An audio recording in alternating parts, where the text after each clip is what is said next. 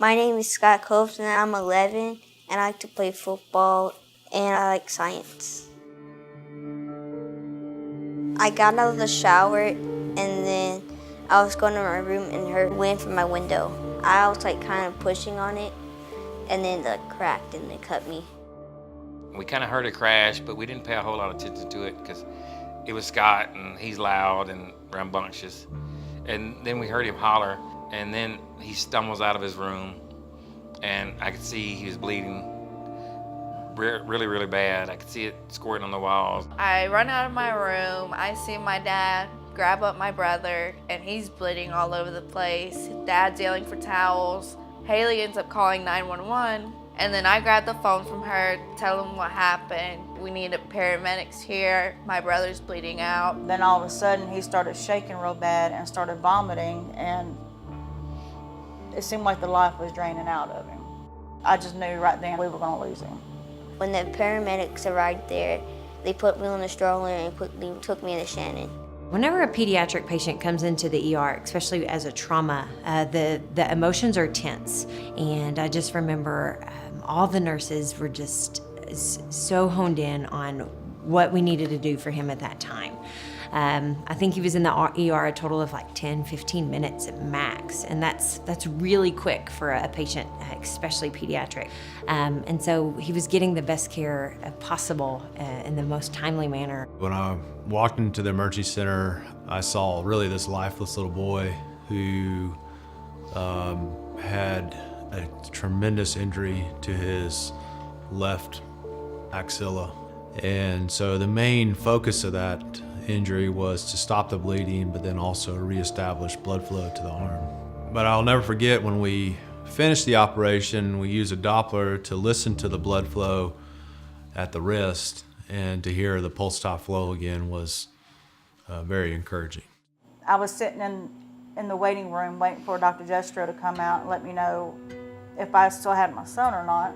He said Scott made it through. They had to give him 5 or right at 5 pints of blood with plasma. At that point, he had saved his life, right? And that was at that point, that's what we really cared about. When we got to see him, it was in the ER, I think, and he was hooked up to everything. He was still crying.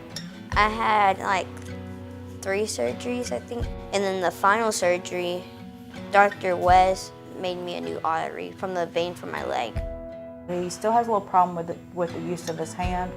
He is in therapy or rehab for that right now. When I saw him, he is very limited in his range of motion, his shoulder. He couldn't lift his arm to about shoulder height. He was unable to complete opposition, which is thumb and finger together. So he had a lot of weakness throughout that hand because he did have an injury to his artery as well as his nerve. So we worked on a lot of range of motion, strengthening, and just general functional mobility. And then he's looking at one more surgery, probably when he's 18 or 19, to go back in there and extend that vein again because he's growing more and so young. Shannon's a great hospital. The nursing staff there was really, really good. They took great care of him. We couldn't ask for a better place for this to happen. We believe if we would have been anywhere else in the world that he wouldn't be here right now. The team, the nurses, the doctors there saved our son's life. That's just all it is to it. He's alive because of the blood transfusions, the care that he received before the hospital and within the hospital. I was always proud of our hospital and our team, and in the end have a good result. We kept his arm, which was and we kept Scott. As ER nurses, we can get special training called TNCC, PALS, ACLS. And so in a case where it's a significant trauma or a real emergency, you always have those resources and those trainings to lean back on. Children's Miracle Network is really great, and they actually fund those trainings for us. And so that's what's really nice, is to be able to have Children's Miracle Network take care of us on both aspects. I feel happy that I survived, and I'm grateful. He's definitely a strong little boy.